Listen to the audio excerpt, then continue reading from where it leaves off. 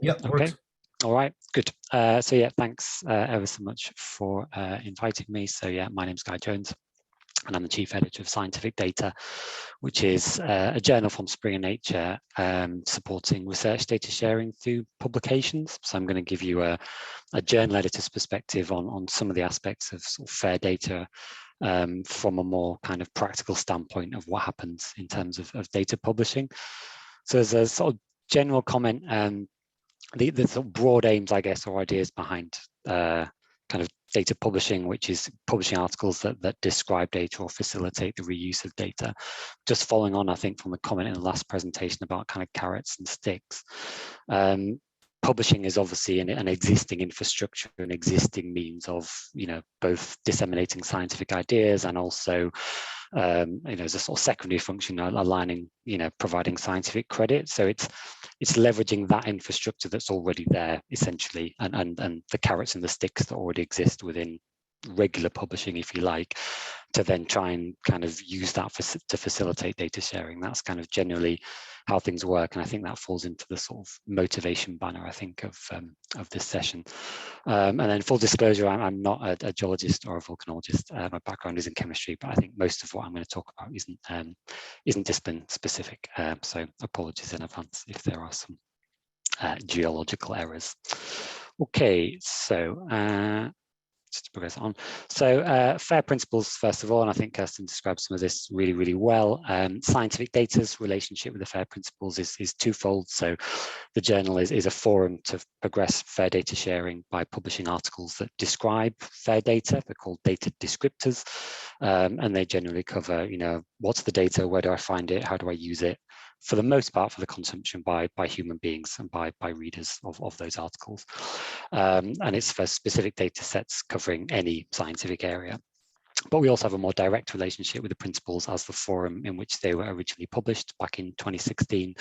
And I've just shown that as an illustration of, I guess, the other means in which the sort of journal supports progress in FAIR, which is as a forum for publishing articles about data sharing as well. So alongside data descriptors, we also publish articles on data policies, workflows, ontologies, repositories, standards. So anything really related to the how in data sharing, in addition to just the description. So again, if there are new policies or new standards or new workflows, then an article on those kind of topics provides, a permanent record in the scientific literature that's then peer reviewed, that then provides a reference point for the people to use. And the FAIR principles is a fantastic example of that, as we've all seen.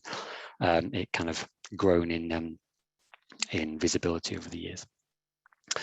And FAIR relates to open, again, as Kirsten sort of alluded to in the previous talk. So scientific data is an open access journal. And again, I think it was well covered in the previous talk that the kind of open data and open access and open science are sort of these separate entities that are kind of interlinked. And the important point to note is that, although open access and open data are about kind of, removal of barriers and kind of freedom from paywalls in terms of access, but it's also about facilitating, encouraging reuse, which extends and overlaps with aspects such as data licensing and data standards, which is the topics obviously that FAIR covers. So those are the sort of theoretical definitions or the ideals, but I think in my job, what I do all day and what I'm most interested in is sort of how this works in practice and the sort of particular aspects of fair data publishing and how that works. So of kind of one important aspect, I think, obviously, is how researchers consider this, not just kind of, policymakers and kind of data evangelists. And this is one recent attempt to answer the question on kind of researcher concerns or opinions on research data. So it's the State of Open Data Survey, which is commissioned by Springer Nature and Digital Science every year. And these are some of the results from the most recent iteration back in November. And it just illustrates some of the top responses or concerns that researchers provided when asked about their attitudes to research data sharing. And I've just highlighted sort of some of these, I think, where kind of data publishing can help kind of meet some of these challenges. So not receiving appropriate credit or acknowledgement, being able to organize data in a presentable way, and then kind of making others kind of understand data and turn data into a form where it can be reused. These are all aspects that kind of publishing about data and publishing data descriptors can help with. And the other aspect is some of the, I guess, kind of hows of research data publishing. So, you know, how copyright and data licensing works, how to select repositories, how to manage sensitive data and things like this. This is also something that kind of publishers and editors can support researchers with in you know, some of the complexities in data sharing and to help them to do that. So in terms of how that actually works in practice, so a data descriptor is a detailed peer-reviewed description of a data set with a focus on maximizing reuse and providing credit to those who share. So data descriptors don't contain testable hypotheses or conclusions. I think that's probably the main difference from a research article. It's a description of methods, how the data is collected, and then information on how the data can be found, the data citations, and some potential use cases. So it can extend into some sort of top-level descriptions of what the data is, but it's not processed to such a degree that you're using it to test a hypothesis or to tell a story. I think that's probably the main difference. So one way that I like to describe it is, I guess, data sharing alongside research articles. In a lot of cases, the data is there to sort of improve the usefulness of the article or the study, whereas publishing a data description alongside a data set, it's the reverse. The article is there to improve the usefulness of the data. One of my colleagues describes it as essentially a very large piece of metadata, which is a strange description for a publication, but that's broadly speaking what we aim to do. And yeah, they look slightly different to a regular article, just in terms of the actual layouts. You know, there's no results and conclusions and things like that, but there's other sections that again focus more heavily on, you know, the data collection, you know, where to find it, any steps that have been taken in terms of technical validation, and then, you know, the availability of software and code, and then some use cases in terms of how the author believes that, you know, readers can make use of it. And yeah, we publish across all scientific disciplines. Before this talk, I just did a quick sort of search just to find some examples of Tephra data sets. So I just wanted to show these to kind of demonstrate the relationship between the data descriptor, which is published in the journal. So they're the screenshots at the top, and then the data sets themselves, which are published in the third-party repositories, which are the screenshots at the bottom. So we don't host or store any data at the journal beyond, you know, perhaps small supplementary files or something like that. The data is hosted external within a repository, and the data descriptor sort of links to that. And for the next few slides, I'm just going to talk about the practicalities and the detail of how that actually works, and that overlaps quite nicely with some of Kirsten's points on the sort of theoretical aspects of fair data publishing. This is some of those aspects, I guess, put to use or applied in practice in data publishing itself. So I've called this the building blocks of publishing. Well, I've used publishing twice, but the building blocks of publishing fair data, let's call it. But I could equally have titled it Scientific Data's Policies. So this is not just a theoretical description of kind of publishing fair data. These are the policies that are practically applied when we publish articles. These are the steps that we ask authors to take in publishing a data descriptor with us. So first of all, the most obvious one is kind of data deposition, you know, within a repository, and that's reasonably clear cut in terms of what that means. But I think maybe the slightly more subjective point, which we probably have experience of at the coalface in doing this, is I guess the formal definition of what exactly a repository is. And I think because there are numerous data platforms and numerous kind of terminology, I think, that you can use to describe similar things. So data repository perhaps is a relatively new term, but we've grown up with databases, data lakes, data platforms, et cetera, So kind of defining, I guess, in practical terms, what a good repository looks like, I think thought was a practical thing to do. And again, some of these have been mentioned already, supporting the use of persistent identifiers. Specifically for publishing, I think providing data under an embargo or, you know, kind of confidentiality during the peer review process, and then removing those barriers upon publication, I think, a really key feature, you know, just to help things, you know, support the publication process. Generally speaking, sort of download all functionality. I mean, this isn't true in all cases, and there are a lot of databases and services that provide, you know, fantastic visualization tools and search tools and things like that. But broadly speaking, a repository from our perspective, there would be some means somewhere for somebody to access the entirety of your data set as data, you know, be that via a user interface or an API or something like that. And then I think this has been mentioned already, permanent or at least kind of long-term storage and archiving. We see a lot of the first three bullet points, you know, kind of complied with really well in websites that are often hosted at kind of group or researcher level. I mean, it's difficult, but it's achievable to, you know, mint DOIs and facilitate peer review and kind of provide access to data, you know, by hosting data yourself. But I think the challenge, I think, was with, you know, doing that in certain circumstances, sorry, is the longevity. And, you know, is the data going to be available past the lifetime of the grant, or past, you know, the lifetime of the research group even? You know, really, we'd like data to be available for the same period as the scientific record, so it's available in perpetuity. And not that really any platform provide that as a 100% guarantee. Repositories, or at least kind of large repositories and repositories that have good data governance, can help overcome that. I think trust principles have been mentioned already. These are sort of formal definition of some of these points, and yeah, that's an article that we published a couple of years ago. And in terms of specifically how to find repositories, again, on the practical side, there are numerous repositories of repositories and databases of repositories where you can actually search for a repository based on characteristics such as the scientific domain or the functionality or the kind of licensing or costs as well.